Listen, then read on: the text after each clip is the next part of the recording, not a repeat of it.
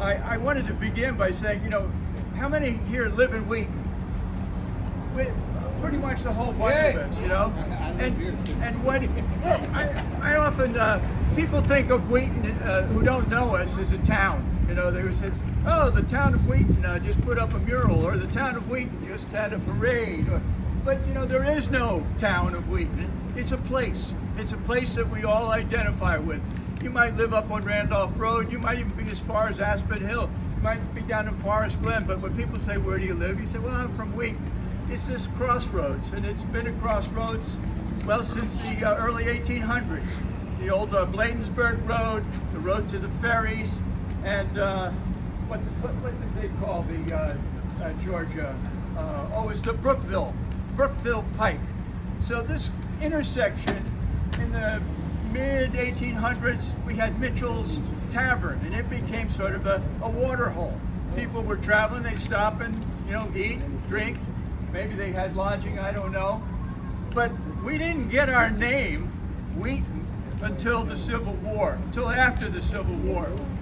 I don't know, you might all know the history, but the Confederate General Early was marching from the Battle of Monocacy through Rockville on his way to attack Washington, and he passed right through this area, and he was halted at Fort Stevens. The Confederate sharpshooters were attacking Fort Stevens. In fact, Lincoln was at Fort Stevens, and the legend has it that he stood up and a bullet barely missed him, something we heard about recently. But one of the soldiers said, "Get down, you fool." And that's the legend. That was Oliver Wendell Holmes. There you go.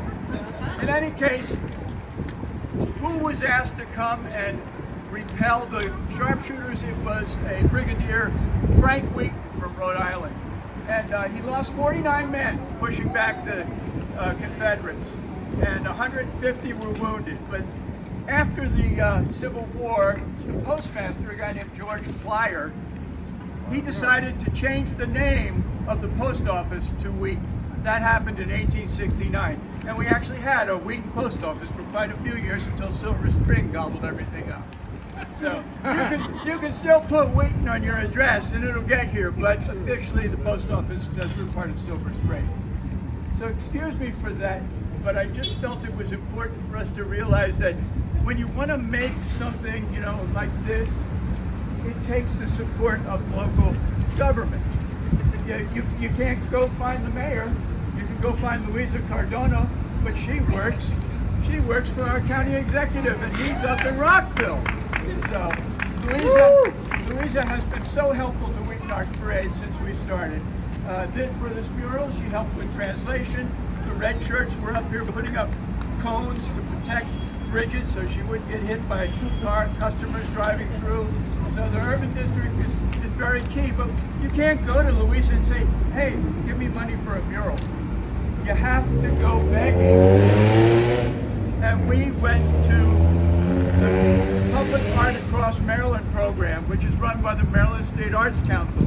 We're fortunate to have Nora Howell here from the Maryland State Arts Council. I just saw her. Would you raise her hand? Oh, there she is. So, yeah, all you do is call up Nora and she'll write you a check. It's really not quite that simple. First, they have a planning process. And in the planning process, let me back up one step.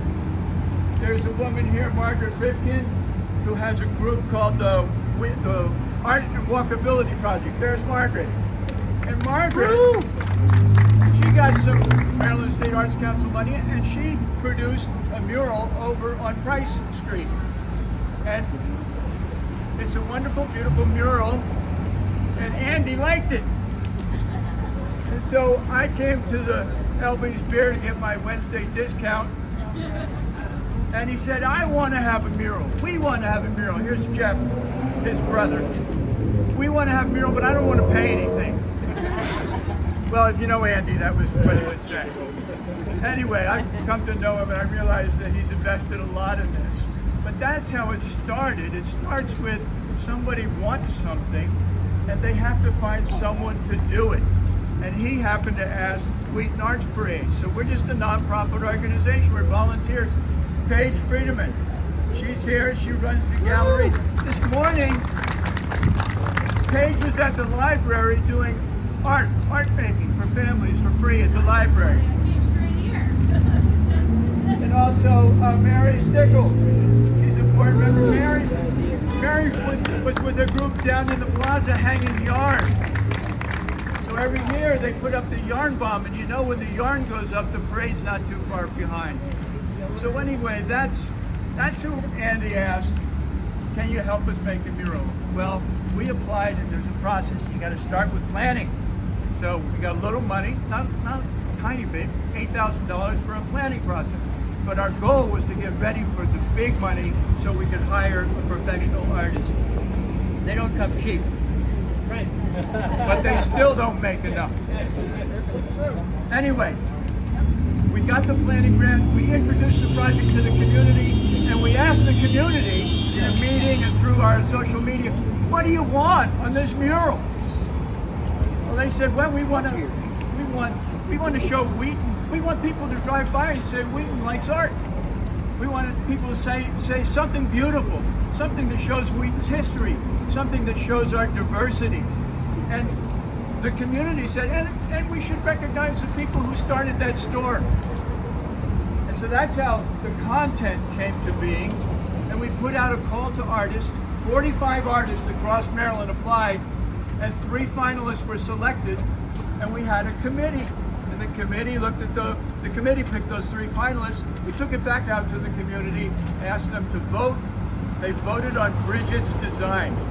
And her original design did not have this. Yes, bravo. Woo! And it's amazing. She actually painted what she designed. I've tried to make things. They don't ever come out with the plan. Anyway, the original design did not have the soccer player, and it did not have the Native American village. And that was something the community said, well, there's more to our diversity. Well, there's so much to our diversity, you couldn't fit it on this wall. There's not an Asian representation. Even the Hispanic population, there must be a dozen different cultures represented in Wheaton's Hispanic population. So she has to make choices. And when she speaks, she can tell you how she took the community's priorities into her designs. So I want to pause there. That's how it came to be. Oh, and we did apply. We applied for a $40,000 grant, and we got an 89.5, and we were rejected. Went up to 90. We didn't make it.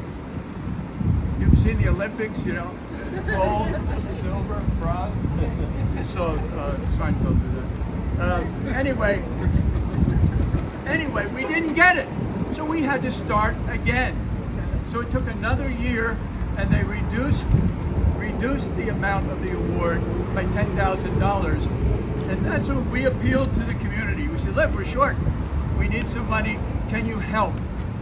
And I don't know the total number, but we raised $77,800 from you, from the community. Give yourself a hand.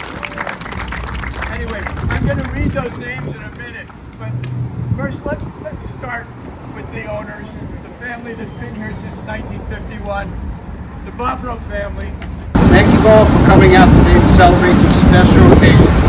The Bobrow family is honored to have a beautiful mural on the side of Elbe, showcasing the history of Wheaton. It was amazing watching the process and seeing the mural come to life. We are greatly grateful for our We are thankful for our parents.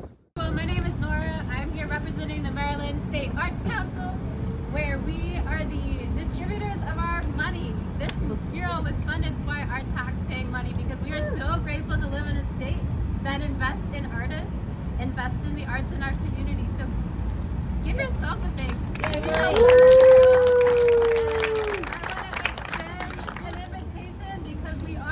Distributing more public art funding this fall. If you are interested, come say hi to me and I can tell you how it works. Because as Dan mentioned, it is a competitive process, so congratulations for receiving this funding through me. Thank you all. Thank you. Greetings everybody, thank you so much for coming out on Sunday. I know that a lot of you are state employees and would love to be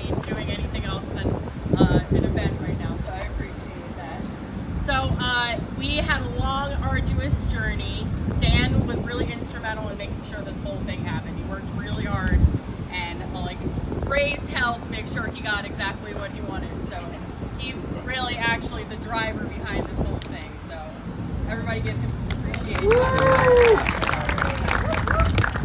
So about the composition, they gave me a bunch of, you know, different things that they thought they might want in the mural, including the Bobro family, patriarch and matriarch who started the store. And then in addition, I read the Wikipedia article about Wheaton, and I got some ideas from that. So initially, like you mentioned, the Piscataway village was not in there, but I listened to community feedback and added a Native American element. These are the people who lived in this area before the colonizers came and took it. Woo! And then this is representative of the farming communities that lived here before it became a commercial area. And then this is the old Wheaton Mall sign, which I thought was really beautiful, mid-century modern architecture, and that was really recognizable. And I was like, this is something that, like, we're, you know, in addition to having the name of the town, is something that people who are older would remember. And then we have the patriarch and matriarch of the Bobro family here. And then the other end, so it's supposed to be, the composition is supposed to move you through time, starting on this end. And like, I made all the lines and everything happening directional. So it's starting at like a vanishing point and then kind of exploding out this way as the building itself got bigger. And if you start down here, you move along with it through time. So you started like, you know, history, step back here and then move into the middle part of the last century. And then the future is like the new residents of Wheaton who have like added to the diversity and like the amazing food culture. That was one of my favorite parts about being here, is that I got to like eat at a delicious different restaurant every day. And every day I could smell, every time I would get home on the lift here, I could smell the Peruvian chicken place over here, like blasting me with the grill smell. So that was really nice. And it was just a lovely experience, meeting the family, all the employees and the employees of Elbe's, and just like the people who come here on the regular. I got to know them. So that was really fun too. And it was really welcoming and a great experience overall. I felt like I lived on this mall for a month. We had morning chats every time I came in. It was fun. I had a great time. So thank you so much for letting me do artwork for you guys. I really appreciate it. It's what I love to do. And if you have any questions or anything, feel free to come up and talk to me. But thank you so much, everybody. Really appreciate it. 1, 2, 3.